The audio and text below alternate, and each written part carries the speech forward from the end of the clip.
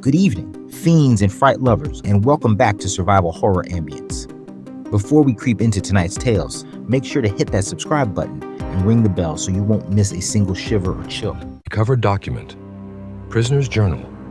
Case file hash 1142A. Introductory note. Following the events of the outbreak, field teams from the Department of Emergency Containment, DC, were deployed to secure physical evidence of civilian experiences during the collapse. The following journal was retrieved from Nevada State Correctional Facility, Cell Block D, Room 12. The writer has been identified only by surname, Diaz. His full record is classified, but cross-referencing suggests a history of robbery, assault, and multiple incarcerations. Despite this, his journal provides a unique first-hand account of the early spread within correctional institutions. While incomplete, the document illustrates not only the rapid infection vector, but also the psychological toll of isolation, starvation, and exposure to the infected. It is presented here unedited, preserved exactly as it was found, handwriting stains and all. Prisoner's Journal, Chapter 1, October 12th. You ever notice how the world falls apart and nobody tells the inmates? We just sit here, waiting on trays of lukewarm chili mac, while outside, the sky's probably burning. I only know something's wrong because the guards aren't talking. That's the first sign. Guards always talk. They'll tell you their divorce story 3 times before lunch, gripe about their pension, their kids' ball games. Now, quiet, like church quiet, like coffin quiet. This morning, I banged on the bars and hollered, "Hey, CO, did we win the Super Bowl or what?" No answer. Not even the usual shut it, Diaz. Just footsteps echoing down the tier. That silence, it's worse than the noise. It presses in, makes me hear other things. Last night, I swear I caught it, like moaning way down the block. Not the kind you expect in here. This was different. Long, heavy, like someone trying to hang on when they shouldn't. And then there's Johnson, 2 cells down. He's losing it, keeps whispering. They're not right. When I asked him what he meant, he just laughed, this crackle wheeze, and said, "You'll see when the meat starts walking." Normally, I'd chalk that up to jailhouse crazy, but when the lights flickered out tonight, the whole tier dropping into dark, I heard something else. Not footsteps, more like dragging, a shuffle, and then metal on metal, as if something scraped across the bars down the row. I pressed my ear to the door and held my breath. Someone or something was out there, breathing, slow, wrong, like an old accordion pushing out air with no song. I called out soft, "Hey, who's there?" Silence. Then thunk, thunk, thunk, slow, deliberate knocks against the steel, right at my door. That's when I realized nobody fed us today, not one tray. And the guards, they're either gone, or what's left of them is doing the knocking. Johnson might be right. Something's not right. Something's very, very wrong. And me, I'm stuck in here, watching, listening, waiting for the walking to start. Prisoner's Journal, Chapter 2, October 13th. Didn't sleep, not a wink. Every time I closed my eyes, I heard that knock again. Like it wasn't a dream. Like it was waiting for me to drift off so it could slip through the bars and sit on my chest. Morning came, though you wouldn't know without that thin, pale light sneaking through the high window. Nobody came for count. Nobody came with breakfast. You don't miss much in here, but you miss food. By noon, the whole tier was buzzing. Everybody yelling, clanging on bars. You could feel the desperation crawling up their throats. Johnson's the worst. He spent the whole morning singing "Don't Fear the Reaper," off-key, like a bad karaoke night you can't walk out of. When I told him to quiet down, he said, "Reaper's already here, brother, just waiting his turn." Here's the kicker. This afternoon I saw something. Real. Not in my head. A guard. I think. Stumbling down the far end of the block. He moved slow, dragging one leg like it weighed 100 pounds.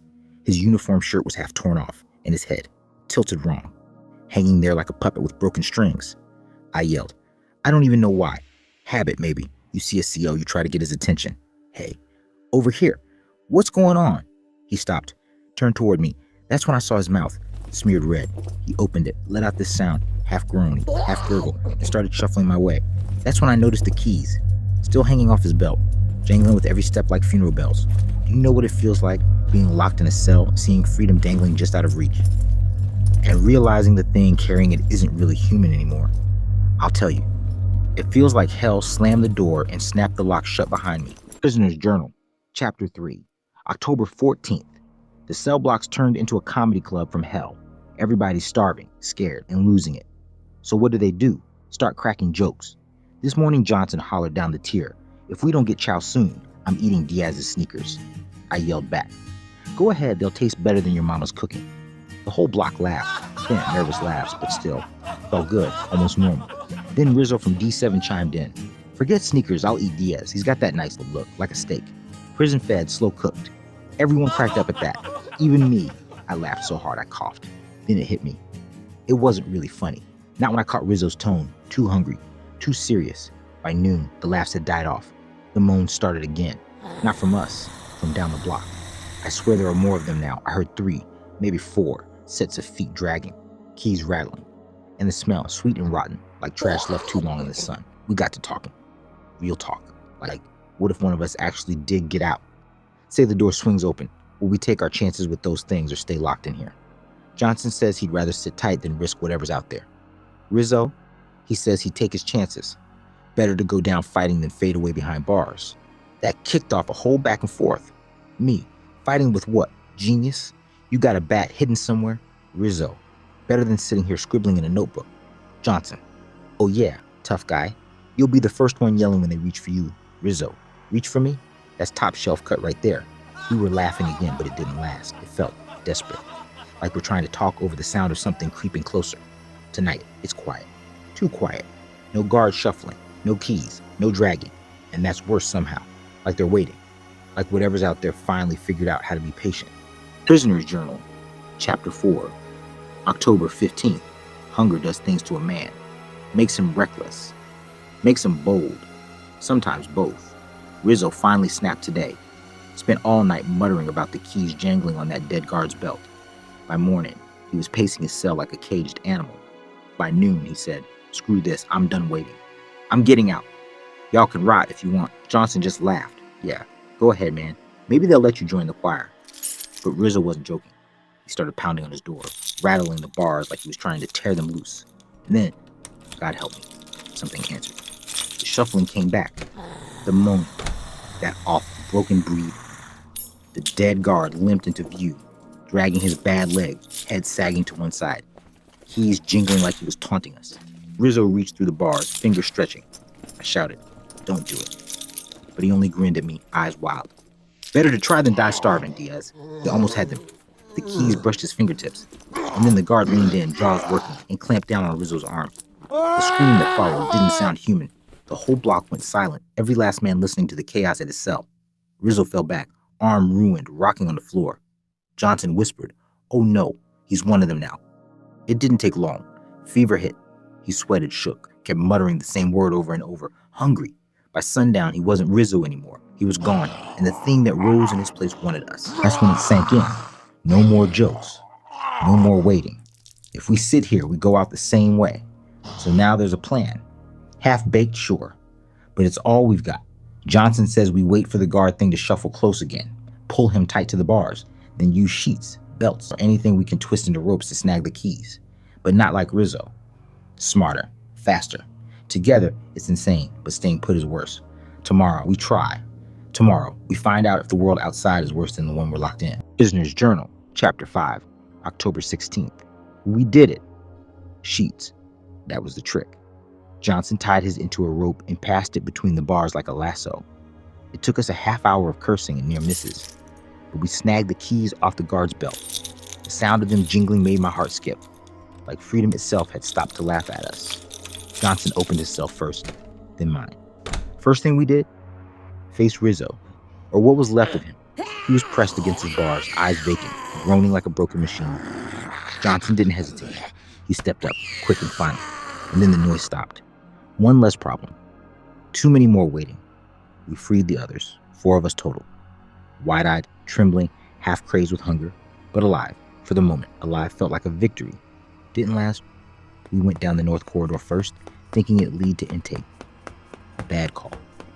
The smell hit us before the corner. Then we saw them. Dozens. Orange jumpsuits, torn uniforms, bodies stumbling in slow rhythm. Faces slack, jaws working, eyes that didn't see us but somehow knew us. They turned, and the whole block seemed to shudder. We ran. No plan, just instinct. Doors slammed, footsteps. One of the guys tore us, stumbled. We didn't look back. We didn't have to. His screams told us enough. The rest of us pushed on, wrong turn again. Dead end. That's where Johnson went under.